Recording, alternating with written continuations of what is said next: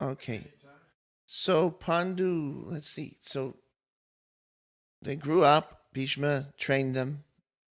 Dhritarashtra, Pandu, Vidura.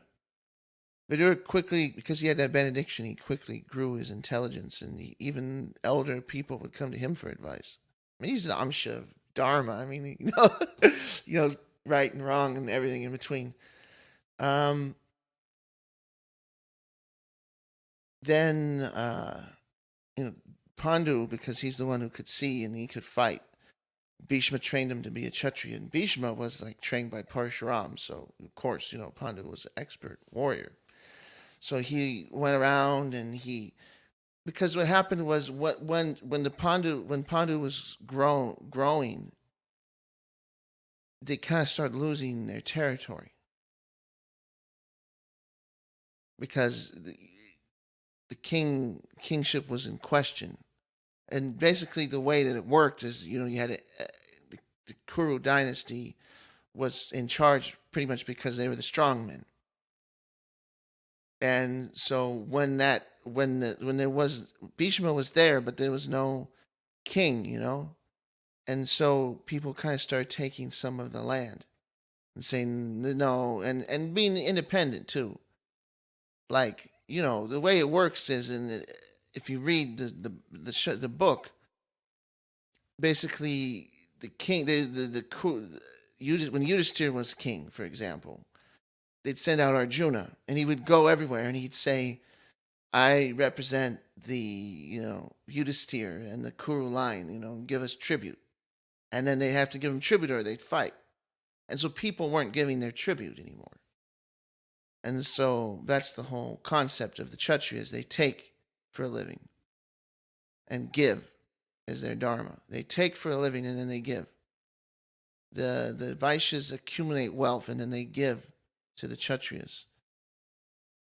That's the whole concept. The Kshatriyas give them land and then they accumulate wealth. The Kshatriyas employ them and then they accumulate wealth and then they give in tax to the Kshatriya. And so because he maintains all the infrastructure that makes life happen. And so that's his job. And so everyone has a clearly defined role and everyone's doing what they need to do. And so the Kshatriya, they also take tribute, from other kings. That's how you acquire more wealth. And so, you maybe marry into another family and then they'll give you tribute or so it's a whole thing. It's all outlined in Mahabharata how in this Bhishma outlines when he's talking to Yudhisthira. He talked to him for a long time while he was on the bed of arrows. So he outlines a whole social governmental system, how it all works. And so it's all there. If you take the time to read it, it's in the Raja Dharma section of the Shanti Parva. It's the whole thing, how it all works. So this thing wasn't happening. The money wasn't coming in. And they were losing kings that were, aligned to them. So Pandu went out and he did the standard issue, which is you go and you say, "I'm from the Kurus," and you hand me tribute. So either they hand it to him or he would fight him. And so that's what happened. And that's the Kshatriya way. And so he went out, and when he went around, he went all over the countryside to different kings, because kings would have little territories, sub-states, or they weren't like huge tracts of land. It was everyone had their own place, but everyone was kind of knitted together by this concept. It's kind of like feudalism, a little different. And um, so he went out and got all when he came back, he had for several miles he had cartloads of tribute, and so they all brought it back, and so everyone was happy. So uh, Bhishma wanted to get Pandu married. He wanted to get all of them married, really. And so the first, I guess I'll do an order of the age. Bhishma went to Afghanistan, which at that time was called Gandhar. And so he talked. That was kind of like in the sticks, so to speak, at the time. I mean, it still is. It's just kind of like backwater, Afghanistan. But he went there and went to the king of Gandhar, and so the daughter was Kandari, and he said, please, we want to form an alliance. Because the thing is that, yeah, so he wanted to form an alliance with them. So they were like, great, these are the kings, the great kings. So they married Gandhari off, and so when she found out that her husband was blind, she tied a scarf around her eyes to make her also blind, so that she wouldn't be higher than him. And so Prabhupada explains in several purports that just like how yogis they get power by brahmacharya and tapasya, women get power by chastity. And because she did that, she actually acquired like mystic powers. So women they can acquire mystic powers through chastity. That's what Prabhupada explains, and it's also explained in Mahabharata. That's how Gandhari she had these powers, and she actually literally made treat Duryodhan like hard as iron, so he wouldn't be killed. There's a whole story in that. And so Gandhari was married. So then there's Pandu married two wives. One, so the first one was Bhishma went to Madra, which is not Sindh, but Sindh is Pakistan. Madra would be in the region of like where Punjab is now. In the Punjab is the area. Punjab was cut in half, and some is in Pakistan and some is in India. And so Madra is like the Punjab. And so he went there, and so there was the king of Madra was Shalya, and his um, sister was Madri. He was a young king. He wasn't like old king. He was like a contemporary of Bhishma, maybe even a little younger than Bhishma. And so he had a younger sister, and that was Madri, and she was so they married her off to Pandu. And this is one of the only places I find in Vedic literature where there's an arranged marriage like this for Kshatriyas. Just to like give you a cultural understanding, these days people are very big into like arranged marriages and things. If you read these shastras, you really don't find it in too many places. They even like, yeah, I mean, just think about like all Krishna is always saving some princess, or all these Kshatriyas, they always have some kind of Swayamvara or some kind of thing like that. It's very common. And so even other people, you mostly find these kind Gandharva Vivaha or Rakshasha Vivaha is a very common theme in most of these stories. But in this case, it was called Brahma Vivaha, where you get it's arranged marriage. Um, so yeah, Pandu came. I mean, so Madri married Pandu. That was an arranged marriage, and then they heard about the Bhojas were having Vivaha. I mean, a Swayambar. Now, see what happened is Kunti is the sister of Vasudeva. And Kunti Bhoja is related to the Vrishnis, the King Ugrasena, and all those people. He's related, and the thing is that he couldn't have any children, but they did an astrology type reading, and they said if he adopts a girl, then he'll have children of his own. So Ugrasena, it wasn't Ugrasena. It was it wasn't Ugrasena. It was Vasudev's father ended up marrying out ended up having uh, Prita, which was Vasudev's sister. He adopted her out to Kunti Boja. So then they called her Kunti because her name's Prita, but then she was adopted by Kunti Boja, so then they called her Kunti. And usually you call her Queen Kunti, but the king's name was Kunti Boja. And so they're actually descended from Kartavir Arjuna in the great, annals of, bloodlines and everything. Kartavir Arjuna is a king that fought with Parshuram, but they're actually descended from him. But Kunti Boja, so Prita, and that's Kunti. So that's why, that's famous, Queen Kunti, and that she ended up being the mother of the Pandavas, and that's how she's related to Krishna, because Kunti was Krishna's aunt, and that's why he took special care of the Pandavas also. And so that's that whole connection that's going on there. It's interesting stuff. So yeah, they had a Swayamvara for Kunti, and all these kings came, and Pandu just rode up, and rode up and went right onto the stage, and she just put the garland right around Pandu, and then all the kings, they kind of got angry, and Pandu just stared them down like an angry bull, and they all just stopped.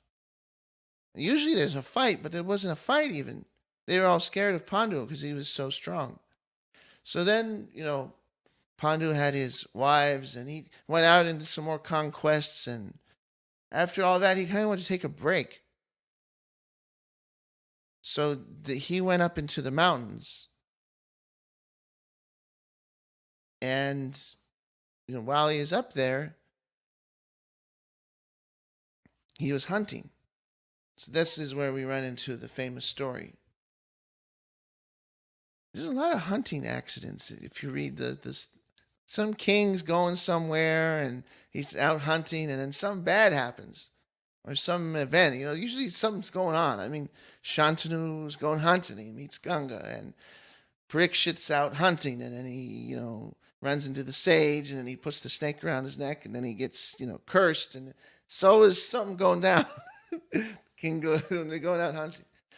So Pandu was out hunting, and he sees the two deers mating, and so he takes the opportunity, he shoots the male deer, and then the male deer turns out to be a sage, and the sage curses him. He said, I don't blame you as a king, because it's your duty to hunt. So you shot me, it's okay.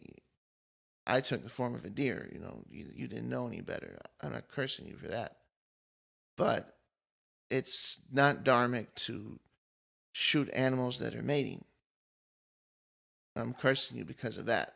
He said, I lived in the forest with my wife, and I didn't want to offend anybody, so we just took the form of animals. And so then he's like, oh, so then the king, so then the sage cursed him that if the next time he wants to engage in sexual intercourse with his wife, then he'll die. So then Pandu was heartbroken because he had no children. And he took his brahmacharya seriously because he didn't want to die, and he was kind of stuck up there in the mountains. They heard about it, but he didn't want to leave because, you're down in the city, a lot of distractions and a lot of Rajaguna, amongst the Rajas, a lot of Rajaguna. And he wanted to stay up there with the sages because, up there in the mountains, it's more austere environment, colder environment. The hotter it gets, the more the passions get woken up as well. And in the more cold environments, people are more austere. And it kind of, draw in. You get, even if you look like culturally, these cold places, kind of makes people draw in. And so up there in the mountains, he just wanted to stay there. And they're actually all the places where he lived are still there. You can go. I've seen pictures. Like it's all pine forest, really. But all the places where Pandu was at this time, it's all there still. Different.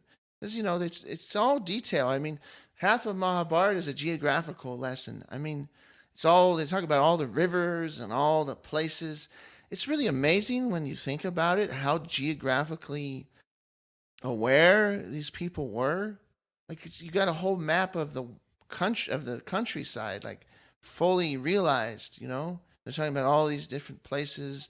This is where he was, and it's kind of it's for me at least it kind of shows to me some of the validity of the historical value of this document because it's so much in depth about where everything happened and when it happened based on astrology and different things like that. It's very, pucka as far as that's concerned. I mean, it's quite a cultural feat to be so geographically sound and understanding your area. I mean, most of your European stuff, it's there be dragons. you know, it's pretty profoundly together as far as where everything is and everything. So Pandu was up there, and it's an interesting part because all these sages were going to the higher realms, and Pandu wanted to go with them, and they said, "I'm sorry, but you can't come because you have no children." And the place we're going, that's one of the requirements. All these, typically we think of all these sages as like brahmacharis, but the fact is that they had their wives and families, but they just really lived austerely. It's a different like they're forest dwellers, but they still had their wives and children and stuff like that. It isn't like they're like sannyasis or something like that.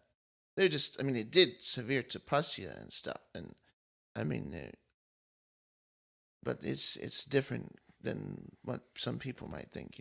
At least some of them were definitely like sages. I mean, were like brahmachari, but a lot of them they were just.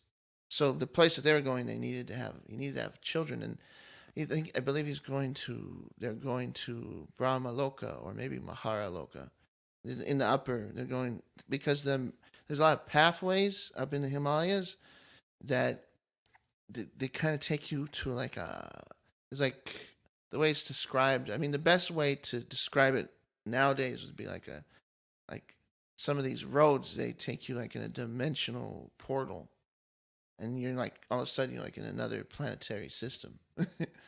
It's all connected. Like there's the Earth, and then we get our telescope, and then we look, and there's the moon, and there's this and that, and all these things, but the way that they would travel, like we think, oh yeah, I'll get in my spaceship and I'll fly like 1 billion miles to, or whatever, 8 trillion light years, we'll get to another planet or something that has life in it.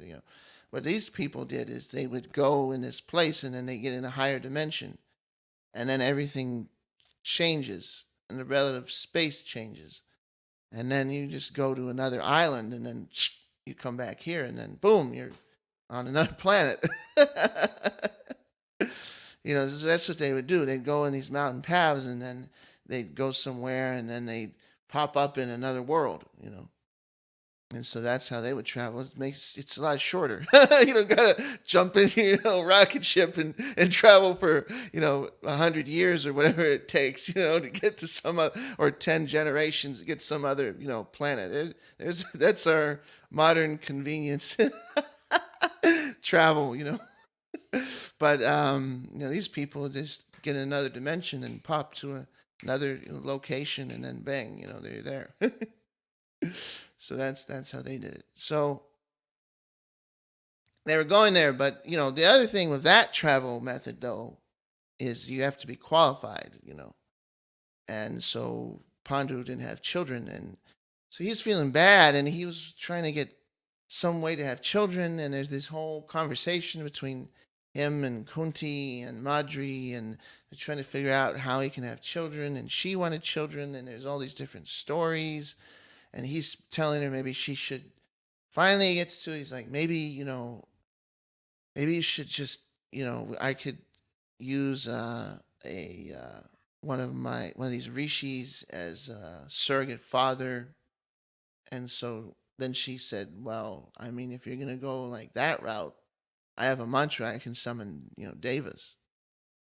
So then he's like, oh wow, that works. So yeah, they get the devas as surrogate father. So that's what they did. So mm, I guess we can stop here because then I'm talking about I'm I don't know if that's a